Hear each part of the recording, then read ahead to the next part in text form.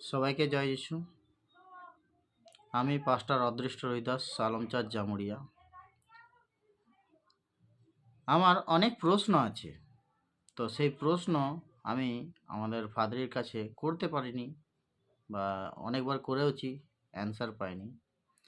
তাই আজ আমি নিজেকে প্রশ্ন করি আর সেই প্রশ্নের অ্যান্সার পবিত্র বাইবেলের দ্বারা খোঁজার চেষ্টা করি। তো আজ আমার যে প্রশ্ন আছে সেই প্রশ্ন হচ্ছে, আমি কার মেষ, কার বিশ্বাসী, কার লোক? হালেলুয়া। তো এইসব পবিত্র বাইবেলের দ্বারা দেখি প্রশ্নের অ্যান্সার কি পাই। তো যদি আমরা দেখি প্রথম পিতর 2 অধ্যায় 9 পদে লেখা আছে,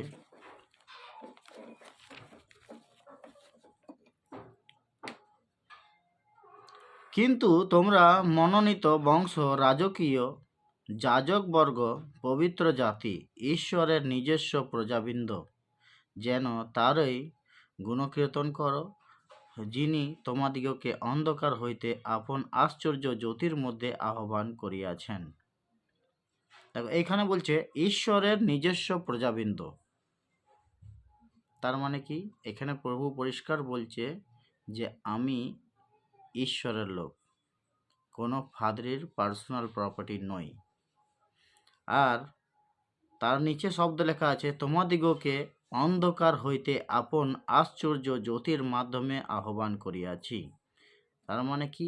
এই অন্ধকার জগৎ থেকে প্রভু যীশু আমাদেরকে বেছে নিয়েছে তার জ্যোতির দ্বারা, আশ্চর্যময় জ্যোতির দ্বারা প্রভু যীশু আমাদেরকে আহ্বান করেছে। তাহলে এই বাক্যের দ্বারা আমরা পরিষ্কার বুঝতে পারি যে আমরা প্রভু যীশুরই লোক। আমেন। তারপর আমরা দেখব যোহন 10 অধ্যায় 27 পদ কি বলে। যোহন 10 অধ্যায় 27 পদে যদি আমরা দেখি, লেখা আছে, আমার মেষেরা আমার রব শুনে, আর আমি তাহাদিগকে জানি এবং তাহারা আমার পশ্চাৎ গমন করে। প্রভু যীশু এখানে কি বলছে? আমাদেরকে এখানে পরিষ্কার করে বলছে যে আমার মেষ, মানে প্রভু যীশুর আমরা মেষ বা প্রভু যীশুর আমরা লোক। তো আমরা আজ যদি প্রভু যীশুকে বিশ্বাস করেছি, তো তার আজ্ঞা সকল মেনে চলবো আর তার পিছন পিছন চলবো। আমেন। তারপর আমরা দেখব যোহন 10 অধ্যায় 14 পদে কি বলে।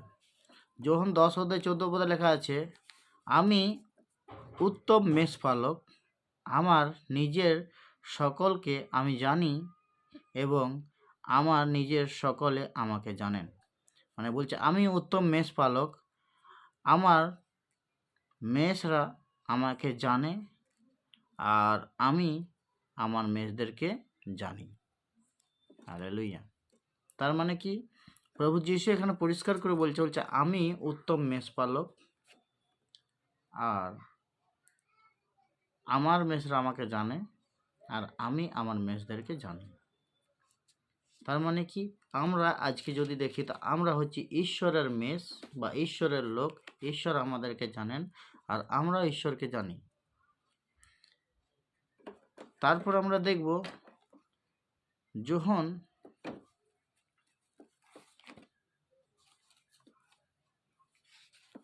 15 অধ্যায় 16 পদ কি বলছে।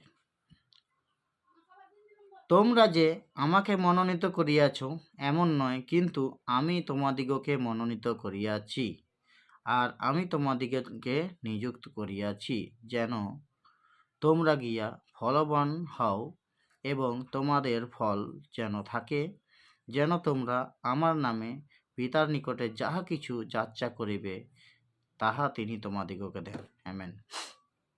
তো এখানে দেখা যায় যে প্রভু যীশু বলছে আমরা নিজের থেকে কিন্তু প্রভু যীশুর কাছে আসিনি, প্রভু যীশু আমাদেরকে বেছে নিয়েছেন, মনোনীত করেছেন, তাই আমরা প্রভু যীশুর কাছে এসেছি আর প্রভু যীশু আমাদেরকে নিযুক্ত করেছে। প্রভু যীশু আমাদেরকে তার লোক হিসাবে, তার মেষ হিসাবে আমাদেরকে বেছে নিয়েছে। তাই আজকে আমরা এই বাক্যের দ্বারা বুঝতে পারছি যে আমরা হচ্ছি প্রভু যীশুর লোক বা প্রভু যীশুর মেষ বা প্রভু যীশুর বিশ্বাসী।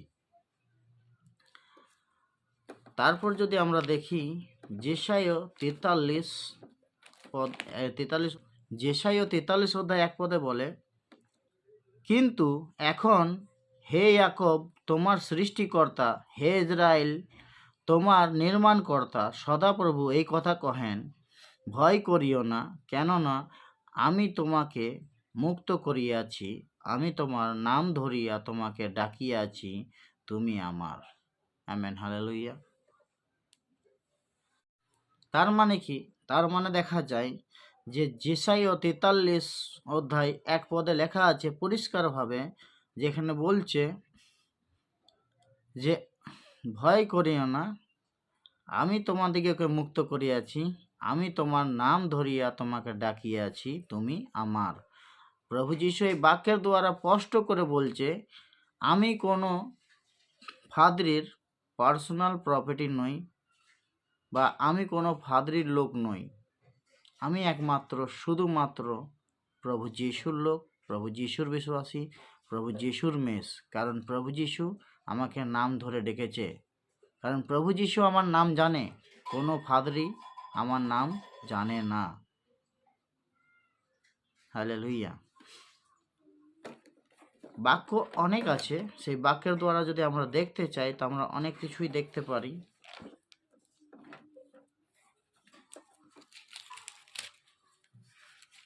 তো ঈশ্বরকে ধন্যবাদ দেবো যে ঈশ্বরের বাক্যের দ্বারা আমাদের কাছে লেখা আছে বা আমরা দেখছি যে সমস্ত কিছু আছে, সেই সমস্ত কিছুর দ্বারা আমরা এই বাক্যের দ্বারা সব কিছুতে একটাই কথা বুঝতে পারলাম, সেটা হচ্ছে যে আমরা প্রভু যিশুর মেষ, প্রভু যিশুর লোক, প্রভু যিশুর বিশ্বাসী। আমরা কোনো ফাদারের পার্সোনাল প্রপার্টি নই। হতে পারে এই ভিডিও যারা দেখবে, সেই ভিডিও দেখে সেই ফাদারিরাও ভিডিওটাকে দেখবে, কিন্তু সেই ফাদারিদের হয়তো রাগ হবে, কিন্তু আমি তাদের কাছে ক্ষমা চাইছি, হৃদয় থেকে ক্ষমা চাইছি। কিন্তু ঈশ্বরের বাক্য যেটা বলছে সেটা হচ্ছে যে আমরা প্রভু যিশুর মেষ, প্রভু যিশুর বিশ্বাসী, প্রভু যিশুর লোক। তাছাড়া আমরা কারোর পার্সোনাল প্রপার্টি নই। আমার যদি মন হয় আমি যে কোনো ভবনে যেতে পারি, যে কোনো চার্চে যেতে পারি, যে কোনো জায়গায় আমি যেতে পারি। কোনো চার্চের অধিকারীরা আমাকে আসতে বারণ করতে পারে না, বা আমাকে কোথাও কোনো চার্চে যেতেও বাধা দিতে পারে না, তার কোনো অধিকার নাই।